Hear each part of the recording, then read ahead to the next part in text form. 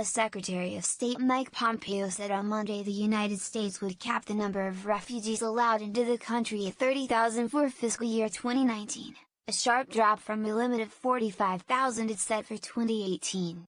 We proposed resettling up to 30,000 refugees under the new refugee ceiling as well as processing more than 280,000 asylum seekers, Pompeo said in an announcement at the State Department. Calling the United States the most generous nation in the world when it comes to protection-based immigration, this year's proposed refugee ceiling must be considered in the context of the many other forms of protection and assistance offered by the United States, he said. Refugee advocates quickly condemned the lower cap.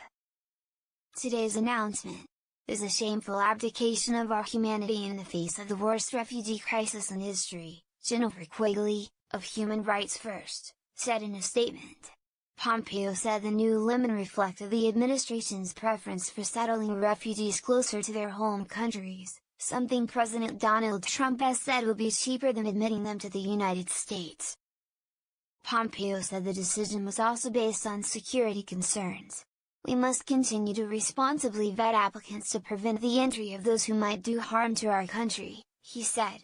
Officials at the State Department and the Pentagon initially supported maintaining the cap at 45,000, according to one former and one current official.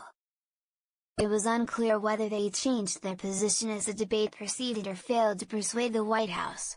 The refugee ceiling of 45,000 set last year was the lowest since 1980, when the modern refugee program was established.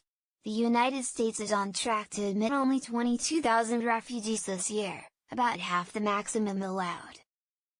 Trump campaigned in 2016 promising tight restrictions on immigration, and his administration has sharply reduced refugee admissions through executive orders and closed-door decisions in the past year and a half. In the last year, the administration has tightened security vetting procedures that current and former officials say have slowed admission of refugees. Ryan Mace, a refugee specialist at Amnesty International USA, urged Congress to oppose the decision as it finalizes fiscal year 2019 appropriations. The Trump administration is abandoning this country's promise to refugees, said Mace. Today's announcement demonstrates another undeniable political attack against people who have been forced to flee their homes. In addition to far lower admissions overall, the type of refugee admitted has changed under Trump, a Reuters analysis of government data shows. The percentage who are Muslim is now a third what it was 2 years ago, the percentage who are Europeans has tripled.